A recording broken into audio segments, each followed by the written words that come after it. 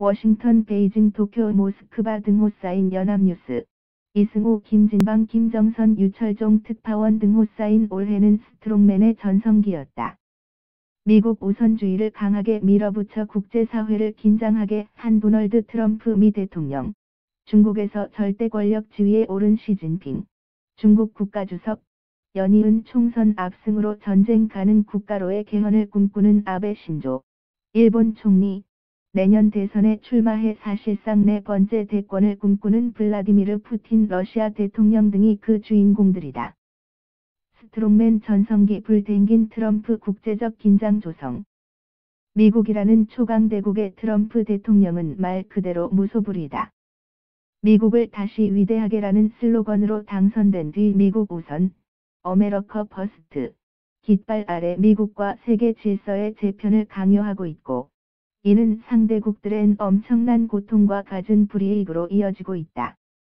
전임 버락 오바마 행정부의 유산인 환태평양 경제동반자 협정, TPP, 공식 탈퇴를 시작으로, 한미 자유무역협정, FTA, 과 나프타, 네프터 북미 자유무역협정, 폐기 가능성을 위협하고 있다. 미국이 방어력을 제공해온 동맹국들에는 안보 비용 부담을 올리라는 전방위 압력도 가한다. 나쁜 무역의 주범으로 지목했던 중국에는 무역 불균형의 부당성을 거듭 지적하고 환율 조작국 지정 가능성까지 압박한다. 트럼프 대통령은 오바마 행정부 시절 미국 주도로 성사된 파리 기후변화협정, 파리협정을 전격 탈퇴해 충격을 줬다. 유네스코, UN 교육과학문화기구, 회원국 자격도 미련 없이 버렸다. 그로 인한 부담은 고스란히 관련 국가들에 전가됐다. 급기야 중동화약고에 불을 댕겼다. 예루살렘을 이스라엘의 수도로 공식 인정한 것이다. 이스라엘만 뺀 전 세계가 반발하고 이슬람권의 거센 저항으로 이어졌다. 그런데도 트럼프 대통령은 눈 한 번 깜빡하지 않는다. 한치 앞도 예측할 수 없는 스트롱맨 트럼프의 행보에 전 세계의 긴장이 조성되고 있다. 트럼프로 생긴 공백의 영향력 확대하는 시, 황제. 시진핑, 중국 국가주석의 집권 2기의 시작을 알린 10월 중국 공산당 제19차 전국대회, 당대회는 한마디로 시진핑 1인 체제 출범으로 요약할 수 있다. 집권 1기 강력한 사정 드라이브로 정적들을 제거해온 시 주석은 시, 황제를 연상시킨다. 19차 당대회가 시 주석의 황제 대관식이라고 불릴 정도다.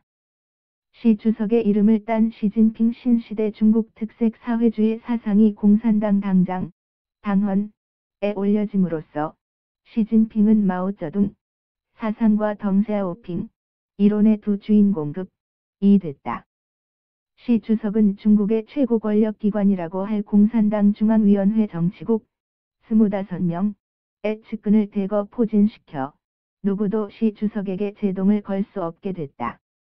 아울러 최고 지도부라고 할 집단 지도 체제의 상무위원단도 유임한 리커창 총리 이외의 나머지 5명을 친위 세력으로 채웠다. 이를 바탕으로 시 주석은 대외적으로는 11월 도널드 트럼프 미국 대통령을 집권 2기 첫 국빈으로 초청하면서 주요 두 개국 제2의 지도자로서 명실상부한 위상을 확보하고 중국 최강국 비전을 현실화하려는 중국몽을 꾸고 있다. 시 주석은 트럼프 대통령의 무역보호주의에 맞서 세계화와 자유무역의 수호자를 자처하고 나서는 등 대국 외교를 선보이고 있다.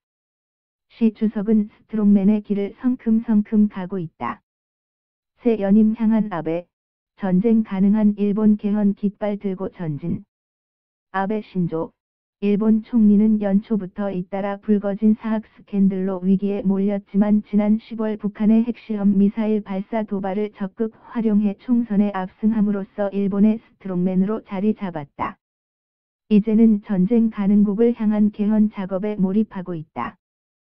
지난 3월 총재 임기를 기존 연속 2기 6년에서 3기 9년으로 연장하는 규정 개정 이후 2012년 9월 1일 당 총재를 맡아온 아베 총리는 내년 9월 열릴 총재 선거에 나서 새 연임도 노린다. 지난 2월 모리토모 학원이 초등학교 부지로 국유지를 감정가격의 14% 수준에 매입했고 부인 아키에 여사가 해당 학교의 명예회장을 맡은 사실이 알려지며 아베 총리가 한때 궁지에 몰렸으나 일본 국민은 이미 이를 잊었다. 친분이 있는 각해, 학원의 수의학부 신설에 아베 총리가 영향력을 행사했다는 의혹도 제기됐으나 일본 국민은 이를 크게 문제 삼지 않는다. 지난 10월 22일 총선에서 자민당이 공명당과 함께 연립여당 단독으로 개헌 발의선 전체의 3분의 2 의석을 확보하며 압승해 아베 총리는 무한 수준의 면죄부를 받았다. 2020년 개정 헌법 시행을 목표로 한다고 공언하기도 했다. 아베 내각은 미일 동맹을 바탕으로 아시아 태평양에서 영향력 확대를 꾀해왔다. 최근 북한 위협을 핑계로 장거리 순항미사일을 도입하기로 하는 등 군국주의에 더욱 박차를 가하는 모습이다. 일본은 독도에 대한 영유권 주장은 물론 동중국해에서 영토 문제로 중국과 대립하고 있으며 일본군 위안부 문제 등에 대해선 반성은커녕 여전히 무책임한 태도를 보인다. 내년 대선 출마 공식 선언한 푸틴 국제 문제에 적극 개입. 푸틴 러시아 대통령은 국내외에서 모두 원조 스트롱맨 지위를 유지하고 있다.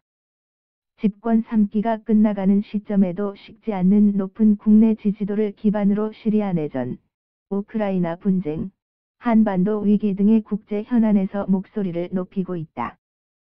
푸틴의 개입 없이는 어떤 국제 문제도 제대로 해결될 수 없다는 말이 나올 정도다.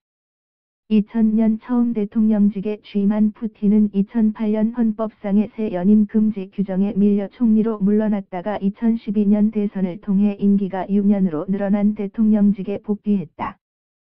크레물린 궁을 4년간 떠났던 총리 재직 시절에도 사실상 최고 실권을 쥐고 있었다.